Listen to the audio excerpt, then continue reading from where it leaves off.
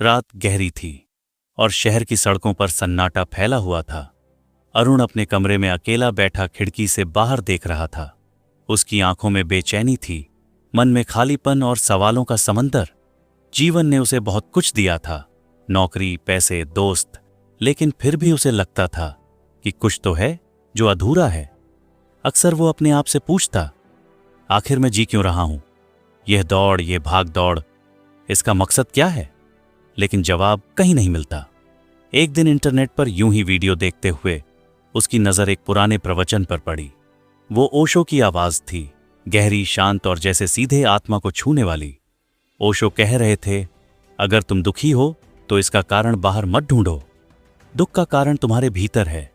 तुमने जीवन को समझा नहीं, और जो समझा भी वह उधार का था, अपना अनुभव नहीं। ये शब्द अरुण के दिल में उतर गए। उसने सोचा, क्या सचमुच मेरा दुख मेरे भीतर है? क्या अब तक मैं बस वही मानता रहा जो दुनिया ने सिखाया? उस रात उसने तय किया कि वह ओशो की किताबें पढ़ेगा, उनके प्रवचन सुनेगा। शायद वहीं उसे वो जवाब मिले जो इतने सालों से उसकी आत्मा ढूंढ रही थी। अरुण अब हर दिन ओशो की बातें सुनने लगा। सुबह उठते ही मोबाइल पर ओशो का कोई प्रवचन चला देता। कभी किताब हाथ में होती, कभी किसी INDO से ओशो की आवाज कमरे में गूंजती। धीरे धीरे उसे लगने लगा कि वह अब वही इंसान नहीं रहा जो पहले था, लेकिन साथ ही सवाल भी और गहरे हो गए। कभी वो सोचता, अगर सब कुछ भीतर है तो बाहर की दुनिया का क्या मतलब? पैसा, काम, रिश्ते, ये सब झूठ हैं क्या?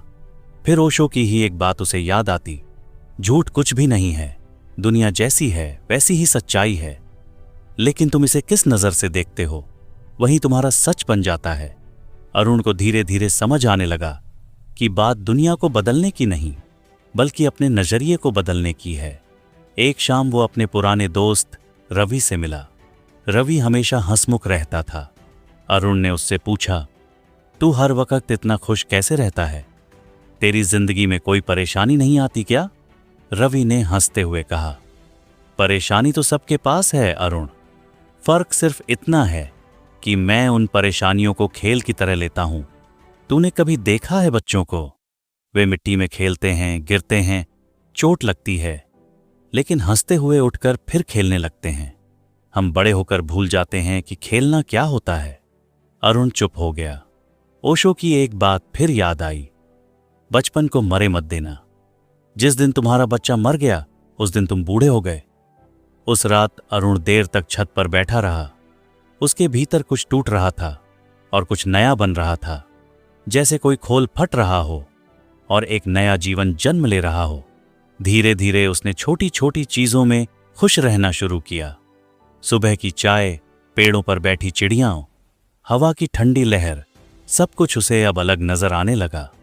लेकिन कहानी यहीं खत्म नहीं होती, क्योंकि असली चुनौती तब शुरू हुई जब अरुण को अपने डर और अपनी उलझनों से सामना करना पड़ा।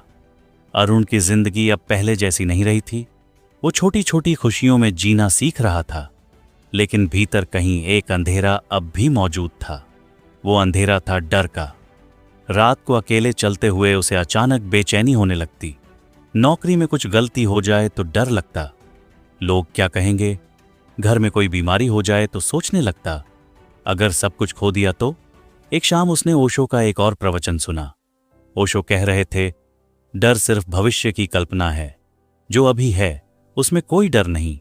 अभी तुम जीवित हो, अभी सब कुछ ठीक है, लेकिन मन हमेशा सोचता है कल क्या होगा। यही चिंता ही डर है। ये सुनकर अरुण जैसे जाग गया। उसे महसूस हुआ कि उसका डर असली नहीं था, वो सिर्फ मन की एक चाल थी। कुछ दिन बाद कंपनी में एक बड़ी मीटिंग थी। अरुण को सबके सामने प्रोजेक्ट प्रेजेंट करना था। उसके हाथ कांप रहे थे, दिल जोर जोर से धड़क रहा था। लेकिन तभी उसने खुद से कहा, डर तो सिर्फ एक कल्पना है, सच ये है कि मैं यहां हूं और मुझे बस बोलना है। उसने गहरी सांस ली और प्रेजेंटेशन शुरू कर दिया। आश्चर्य की बात यह थी कि सब कुछ बहुत अच्छा हुआ। बॉस ने उसकी तारीफ की, सहकर्मियों ने तालियां बजाईं। उस रात अरुण को पहली बार लगा कि उसने अपने डर पर जीत पा ली है। ओशो की बातें उसे भीतर से मजबूत बना रही थीं, लेकिन डर सिर्फ काम का नहीं था, उसके दिल में एक और बड़ा डर छुपा था, अकेलेपन का। कई बार जब वो भीड़ में होता तब भी उसे लगता कि वो बिल्कुल अकेला है। रिश्ते होने के बावजूद खालीपन उसे खा रहा था। फिर एक दिन ओशो का एक और वाक्य उसकी आत्मा को छू गया। अकेलेपन से मत भागो। अकेलापन कोई अभिशाप नहीं, वो तो तुम्हारी असली पहचान है। जब तुम अकेले होते हो तब तुम अपने सबसे करीब होते हो। अरुण ने पहली बार अकेलेपन को दुश्मन की तरह नहीं बल्कि दोस्त की तरह देखना शुरू किया। अब जब भी वो अकेला होता वो ध्यान लगाने बैठ जाता, आंखें बंद करके सांसों पर ध्यान देता और धीरे धीरे भीतर एक अजीब सी शांति उतरने लगती। अब उसे समझ आने लगा था कि सच्चा सुख बाहर नहीं बल्कि भीतर की खामोशी में है। लेकिन कहानी यहीं खत्म नहीं हुई। अरुण का अगला पड़ाव था प्रेम।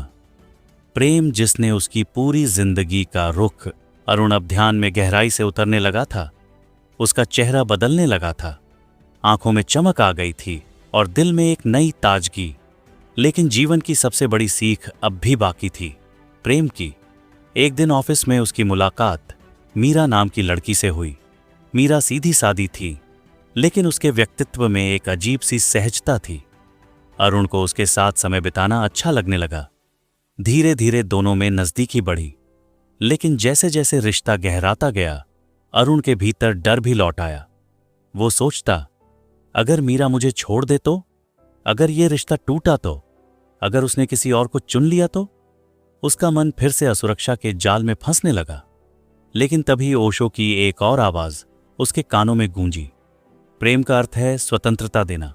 जहां अधिकार है वहां प्रेम नहीं, जहां बंधन है वहां प्रेम मर जाता है। सच्चा प्रेम वही है जो दूसरे को उड़ने की आजादी दे। ये शब्द अरुण के दिल में उतर गए। उसने पहली बार समझा कि प्रेम पकड़ने का नाम नहीं बल्कि छोड़ने का नाम है। प्रेम का मतलब है मैं तुझे जैसा है वैसा ही स्वीकार करता हूं, बिना किसी शर्त के। उसने मीरा के साथ रिश्ता जीना शुरू किया, बिना डर और बिना स्वामित्व की भावना के।